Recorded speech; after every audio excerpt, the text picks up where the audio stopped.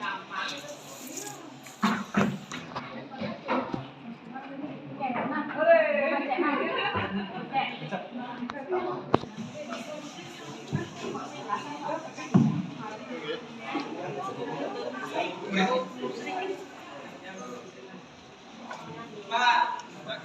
pagi Bapak Ibu.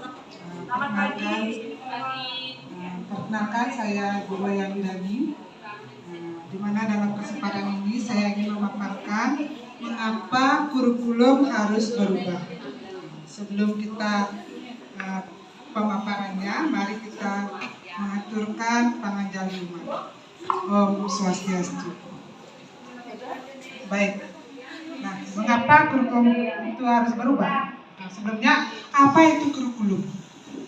Ya, di sini kurikulum adalah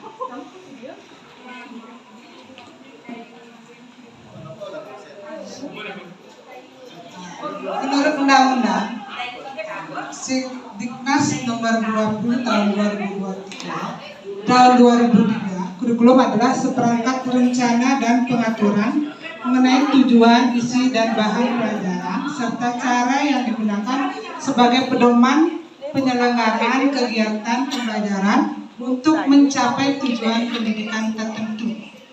Nah, di sini menurut Taylor terdapat 4 komponen di dalamnya, yaitu yang pertama tujuan, konten, metode atau cara, dan evaluasi.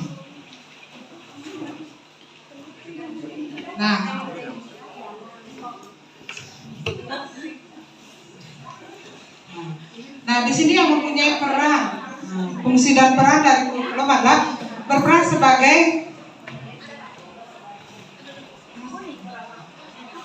sebagai pedoman dan acuan guru dalam kegiatan pembelajaran.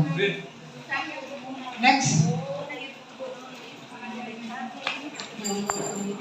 Dan makna, maka kurikulum dapat bermakna atau dimaknai sebagai yang pertama, mewariskan nilai dan budaya masyarakat yang relevan dengan masa kini. Yang kedua, mengembangkan sesuatu yang dibutuhkan saat ini dan masa depan. Dan menilai dan memilih sesuatu yang relevan sebagai kontrol sosial, yaitu yang kita dapat maknai sebuah kurikulum.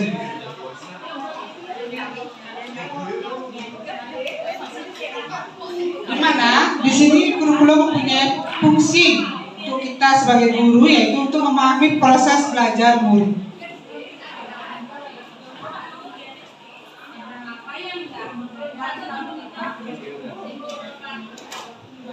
Dan apa alasan dari perubahan kurikulum? Yang pertama adalah kurikulum yang baik adalah kurikulum yang sesuai dengan perkembangan zaman. Dan alasan yang kedua adalah kurikulum bersifat dinamis dan terus berkembang atau sesuai dengan adaptasi konteks dan karakteristik murid, membangun kompetensi sesuai dengan kebutuhan peserta didik. Yang ketiga, ketika merancang kurikulum harus menempatkan kebutuhan, pendapat, pengalaman, dan hasil belajar. Dan yang keempat, alasannya adalah pemerintah daerah, pemerintah pusat, dan semua yang bergerak di bidang pendidikan harus terus mengikuti perkembangan kebutuhan murid itu sendiri. Untuk menghadapi perubahan kurikulum, pendidik diharapkan dapat memahami dan mempelajari tujuan dari kurikulum tersebut.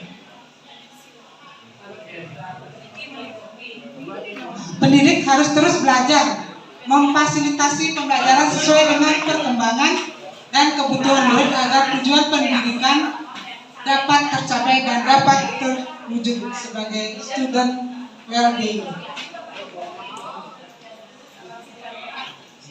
Nah, untuk pemaparan yang tadi saya sampaikan terkait dengan mengapa kurikulum harus berubah, nah, Bapak Ibu mohon isi link umpan balik yang saya sebarkan nanti lewat WA.